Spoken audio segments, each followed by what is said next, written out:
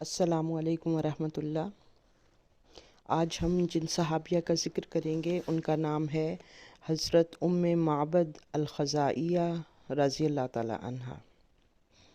بسم اللہ الرحمن الرحیم۔ رب اشرح لی صدری ویسر لی امری واحلل عقدۃ من لسانی یفقہوا قولی۔ حضرت معبد الخزائیہ یہ وہ خاتون ہیں خوش بختی جن کا مقدر ٹھہری۔ رسول اللہ صلی اللہ علیہ وسلم نے جب دین اسلام کی دعوت دینی شروع کی تو مکہ کے اندر آپ کے لیے مشکلات کے پہاڑ کھڑے کر دیے گئے، اور ایسی ایسی مشکلات پیش آئیں کہ ان کو پڑھنے والے کے رونگٹے کھڑے ہو جاتے ہیں۔ جب ظلم و ستم حد سے زیادہ بڑھ گئے تو 5 کے اندر اللہ تعالیٰ کی طرف سے ارشاد ہوا کہ بے شک اللہ کی زمین وسیع ہے، بس تم اس میں ہجرت کرو۔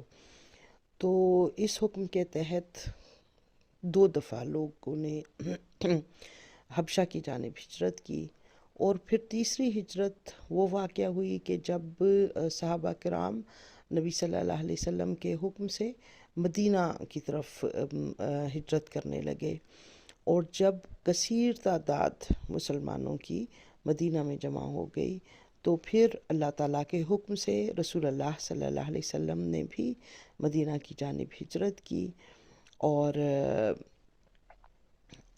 اللہ تعالیٰ کا ارشاد ہے کہ جو کوئی اللہ کی راہ میں ہجرت کرے گا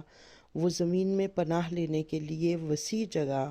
اور گزر بسر کے لیے بڑی گنجائش پائے گا۔ سورہ نساء کی آیت نمبر 100 ہے۔ انہی احکامات کی روشنی میں صحابہ کرام نے بھی ہجرت کی، اور آج بھی کسی جگہ دنیا کے اندر جہاں مسلمان ستائے جاتے ہیں، تنگ ہو جاتے ہیں، تو ہجرتوں کے دروازے کھل جاتے ہیں،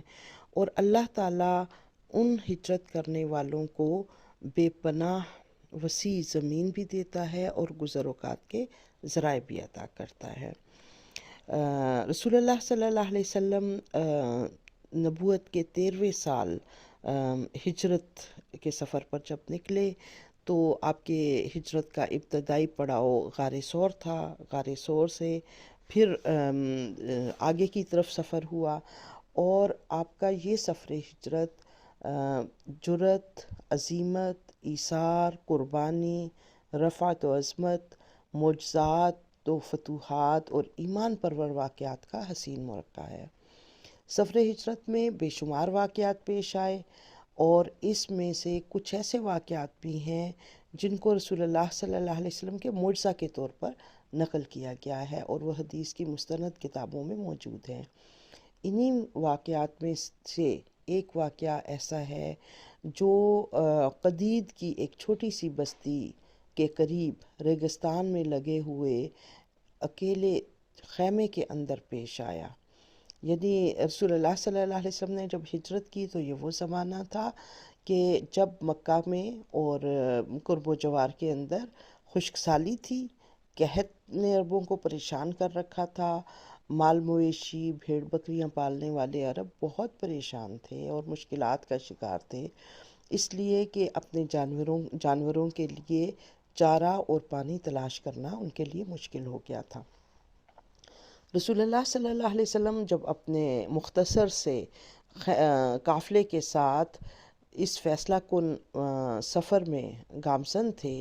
اور قدم قدم پر آزمائشیں پیش آ رہی تھیں اور تکلیفوں کے جو ہیں وہ آپ برداشت کر رہے تھے، ساتھ ہی ساتھ وہاں اللہ تعالیٰ کے انعامات کی بارش بھی ہو رہی تھی۔ اس سفر کے اندر رسول اللہ صلی اللہ علیہ وسلم کے یار غار حضرت ابوبکر صدیق رضی اللہ تعالیٰ عنہ آپ کے ہمراہ تھے سفر کے شروع سے لے کر آخر تک، لیکن دوران سفر جب غار ثور سے نکلے ہیں تو 2 اور افراد بھی آپ کے اس قافلے میں شریک ہو گئے تھے، جن میں ایک جناب صدیق اکبر کے غلام اور صحابی رسول عامر بن فہیرہ رضی اللہ تعالیٰ عنہ تھے، اور دوسرے ایک شریف النفس عرب عبداللہ بن عریقت جو غیر مسلم تھے اور گائیڈ کے طور پر وہ ان کے ہمراہ جا رہے تھے، کیونکہ ان کو راستوں کی بہت اچھی خبر تھی، اور حضرت ابو بکر صدیق کے کہنے پر وہ راہبر بدرگہ کے طور پر ساتھ شامل ہوئے تھے، اور رسول اللہ حضرت ابو بکر صدیق رضی اللہ تعالیٰ عنہ نے اس خدمت پر ان کو معقول معاوضہ بھی دیا تھا۔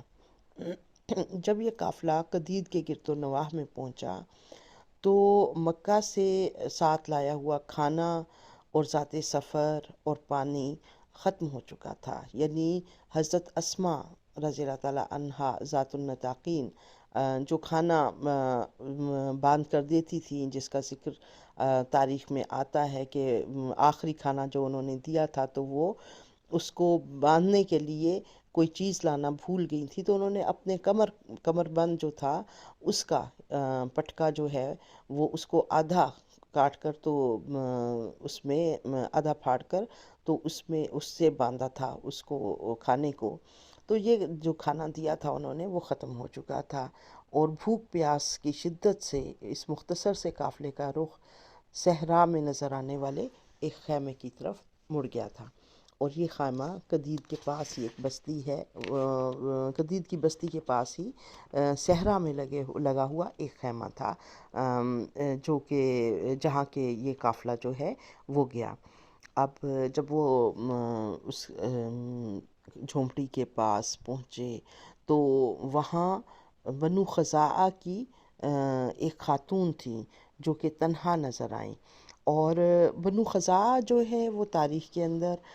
بہت مشہور ہیں اس حوالے سے کہ بہت مہمان نواز تھے، اور یعنی ان کے دل جو تھے وہ آنے والوں کے لیے بڑے وسیع تھے، وہ جو بھی کوئی سفر مسافر ہوتا اس کو بھی کھانا کھلایا کرتے تھے، اور خاص طور پر یہ خاندان یعنی جو اس وقت اس خیمے میں رہ رہا تھا، ام معبد اور ابو معبد کا خاندان، تو یہ جو تھے یہ بہت یعنی عربوں کی جو روایتی مہمان نوازی ہے اس سے پوری طرح متصف تھے، اور اللہ تعالیٰ نے ان کے دل کے اندر ایثار اور خدمت کا جذبہ بھی کوٹ کوٹ کر بھر دیا گیا تھا کہ افلاس اور تنگ دستی کے باوجود وہ قدید سے گزرنے والے مہمانوں کی، مسافروں کی مدد کیا کرتے تھے، ان کی میزبانی کرتے تھے، پانی، دودھ، کھجوریں، گوشت، جو کچھ بھی میسر رہتا مہمانوں کو پیش کر دیا کرتے تھے، یہاں تک کہ مسافر ان کے خیمے میں سستا لیتے تھے، آرام کر لیتے تھے اور پھر آگے روانہ ہوتے تھے، اور جو بھی اس خیمے سے باہر نکلتا تھا مسافر تو اس کی زبان پر ام معبد کے لیے تعریف و تحسین اور دعائیں ہوا کرتی تھی، کیونکہ ام معبد بہت خوشی کے ساتھ مہمان نوازی کیا کرتی تھی، اور ان کی اس خدمت گزاری اور تواضع اور مہمان نوازی کا چرچا دور دور تک پھیل گیا تھا، اور یہ جو ہے رسول اللہ صلی اللہ علیہ وسلم کا قافلہ بھی اس خیمے میں پہنچا تو یہ ام معبد کا خیمہ تھا، اور یعنی یہ وہ خوش قسمت خاتون تھیں جو اکیلی اس وقت اپنے خیمے میں بیٹھی تھی، اور ایسی خاتون جن کا نام تاریخ کے اندر ہمیشہ کے لیے زندہ رہے گا، ان کو درجہ صحابیت بھی ملا اور یہ اعزاز بھی ان کو ملا کہ آن حضور صلی اللہ علیہ وسلم کے سیرت نگاروں میں مختصر ترین مگر جامعیت کے لحاظ سے بے مثال تذکرہ سیرت اسی خاتون کی زبان شیریں سے وجود میں آیا اور تاریخ کے صفحات میں جگمگانے لگا۔ بنو خزاعہ جو تھی یعنی بنو خزاعہ کی خصوصیات میں ایک خصوصیت جو ہے وہ مہمان نوازی اگر تھی تو ان کی دوسری خصوصیت فصاحت و بلاغت تھی، یعنی وہ زبان سے جو بھی کلمات نکالا کرتے تھے وہ بہت شیریں اور اثر والے ہوتے تھے، اور یعنی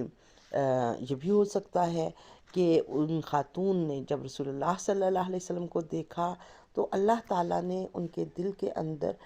وہ بہترین کلمات القاء کر دیے جو کہ جس شخصیت کے بارے میں وہ بات کر رہی تھی ان کے ظاہر اور باطن اور سیرت اور صورت، اس کا اتنا اچھا نقشہ انہوں نے کھینچا جس کی کوئی اور مثال نہیں ملتی، اور یعنی رسول اللہ صلی اللہ علیہ وسلم جب اس خیمے میں آئے تو یہ خیمہ جو ہے یہ اس میں جو میاں بیوی رہائش پذیر تھے، ام معبد جن کا ہم نے تذکرہ کیا ام معبد کے نام سے مشہور ہیں، لیکن ان کا اصل نام جو ہے وہ عاتقہ بنت خالد، اور جو شوہر ہیں ان کا نام تمیم بن عبد العزیٰ۔ یہ مہمانوں کی مسافروں کی مہمان نوازی کیا کرتے تھے، اور دونوں ہی بنو خزاعہ سے تھے، یعنی چچا زاد تھے آپس میں، اور قبیلہ خزاعہ کے مہمان نواز کے طور پر مشہور تھے۔ اور لیکن ہوا یہ کہ جب رسول اللہ صلی اللہ علیہ وسلم کا قافلہ وہاں پہنچا تو اس وقت ان کے گھر کے اندر ان کی مہمان نوازی کے لیے کچھ بھی نہیں تھا، نہ دودھ، نہ پنیر، نہ کھجور، نہ گوشت، نہ چاول، نہ روٹی۔ اور جب آنے والے اجنبی مہمانوں کو ام معبد نے دیکھا تو بڑی ٹھنڈی آہ بھری، اور رسول اللہ صلی اللہ علیہ وسلم نے خاتون سے کہا کہ کھانے پینے کی کوئی چیز ہو تو ہمیں دے دیں، ہم اس کی قیمت ادا کر دیں گے۔ ام معبد نے کہا خدا کی قسم اگر کوئی چیز ہوتی تو میں آپ کے کہے بغیر پیش کر دیتی۔ رسول اللہ صلی اللہ علیہ وسلم نے دیکھا کہ خیمے کے ایک کونے کے اندر ایک کمزور نحیف سی بکری کھڑی ہے۔ آپ نے فرمایا کہ اگر اجازت ہو تو ہم اس بکری کا دودھ دو لیں۔ ام معبد نے کہا بسد شوق، مگر اس بکری نے تو کبھی دودھ دیا ہی نہیں، اور یہ کمزور اور بیمار ہونے کی وجہ سے ریوڑ میں کے ساتھ جنگل میں نہیں جا سکی، اور اسی لیے خیمے میں تنہا کھڑی ہے۔ آپ صلی اللہ علیہ وسلم نے خیمے سے ایک برتن اٹھایا اور بکری کے پاس لے گئے، پھر اللہ کا نام لیا، دعا فرمائی، اور پھر بکری کے سر اور پشت کو دست مبارک سے سہلایا، اور اس کے بعد اس کے تھنوں کو دست مبارک سے چھوا، اور چھوٹے چھوٹے خشک تھنوں میں دودھ کا نام و نشان بھی نہیں تھا، لیکن تھوڑی ہی دیر میں بکری کے تھنوں میں اللہ تعالیٰ نے دودھ اتار دیا، اور بکری اپنی ٹانگیں کھول کر کھڑی ہو گئی اور تھن اس کے دودھ سے بھر گئے۔ رسول اللہ صلی اللہ علیہ وسلم نے اپنے دست مبارک سے برتن بھر کر دودھ نکالا اور سب سے پہلے ام معبد کو پلایا، اور وہ حیران بھی ہو رہی تھی اور خوش بھی، پھر اپنے سب ساتھیوں کو پلایا، اور آخر میں آپ صلی اللہ علیہ وسلم نے خود پیا، اور آپ نے فرمایا کہ جو قافلے کا سردار ہوتا ہے وہ پلانے والا جو پلانے والا ہے وہ خود سب سے آخر میں پیتا ہے، ساقی القومی آخرہم۔ اور اس کے بعد آپ صلی اللہ علیہ وسلم نے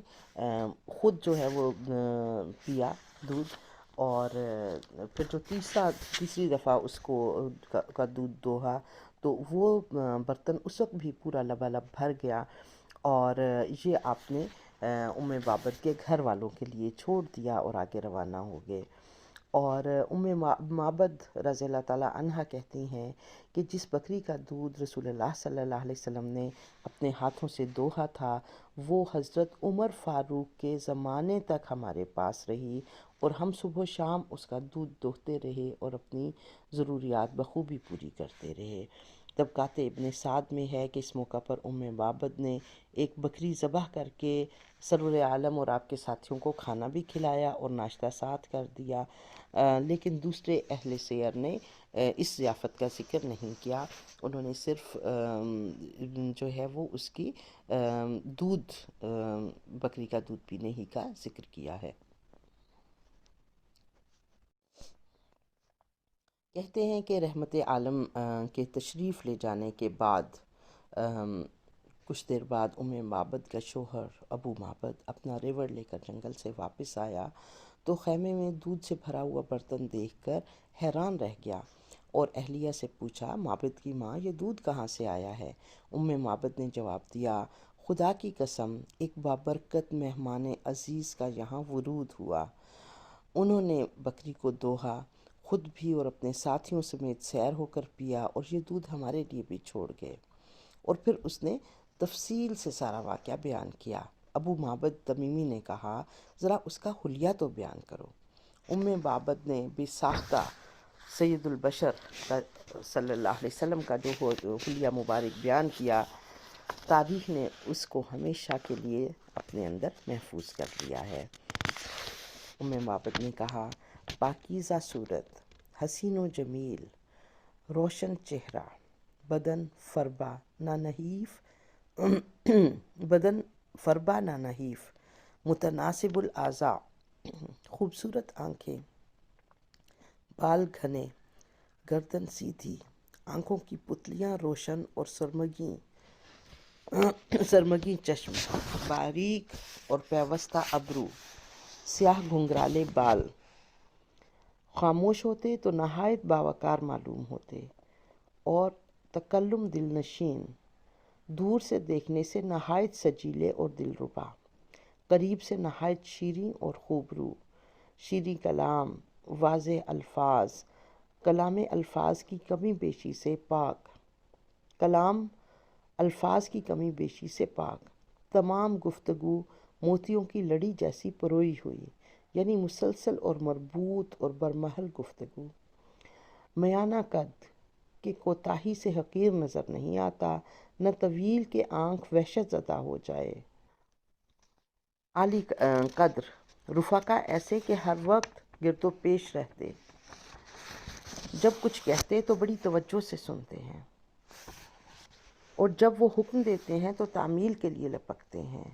مخدوم، مطاع، مالوف، نہ ادھوری بات کرنے والے نہ ضرورت سے زیادہ بولنے والے۔ ابو معبد یہ صفات سن کر بول اٹھا، اس نے کہا، خدا کی قسم، یہ تو وہی صاحب قریش تھے جن کا ذکر ہم سنتے رہتے ہیں، میں ضرور ان سے جا کر ملوں گا۔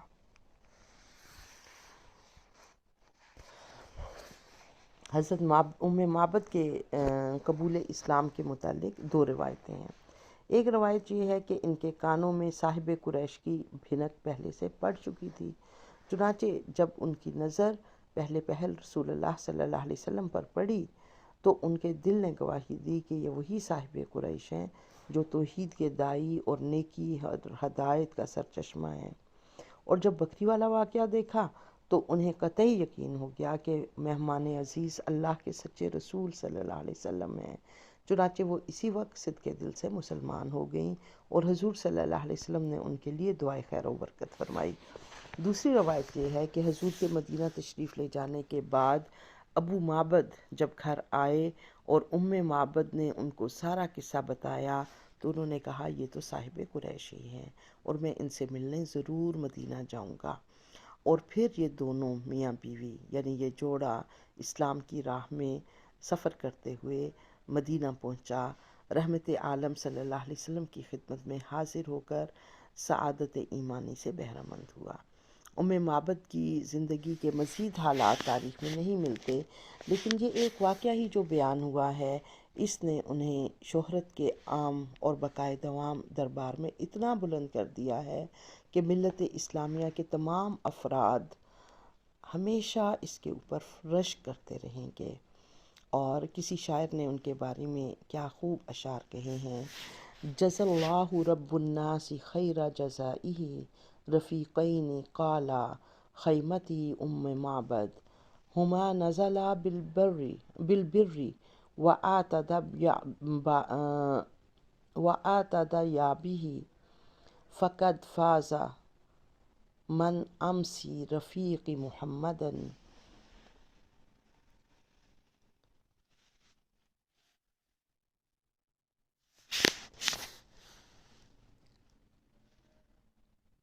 لیہن بنی کعب مقام فتاتہم ومقعدہا للمسلمین بمرصدی، یعنی اللہ تعالیٰ ان رفیقوں کو جزائے خیر دے جو ام معبد کے خیموں میں مقیم ہوئے، وہ نیکی سے ٹھہرے اور وہ تو اس کے خوگر ہیں، تو جو شخص محمد صلی اللہ علیہ وسلم کا رفیق ہوا کامیاب ہوا۔ بنی کعب کو ایسی لڑکیاں مبارک ہوں جن کا مکان مسلمانوں کی جائے پناہ ہے۔ اللہ تعالیٰ ہمیں حضرت ام معبد رضی اللہ تعالیٰ عنہا جیسا شوق ایمان بھی عطا کرے اور ویسی ہی ضیافت مہمان کا اکرام کرنے کی بھی توفیق دے، کیونکہ رسول اللہ صلی اللہ علیہ وسلم نے بہت تلقین کی مہمان نوازی کی، اور یعنی آپ صلی اللہ علیہ وسلم خود بھی مہمان نواز تھے اور ہمیشہ مہمان نوازی کی تعریف کیا کرتے تھے، اور مہمان نواز کبھی بھی خیر سے محروم نہیں ہوتا۔ اور رسول اللہ صلی اللہ علیہ وسلم کا ارشاد ہے، آپ نے فرمایا من کان یؤمن باللہ والیوم الآخر فلیکرم ضیفہ، جو کوئی اللہ اور آخرت کے دن پر ایمان رکھتا ہو اسے چاہیے کہ مہمان کی تکریم کرے۔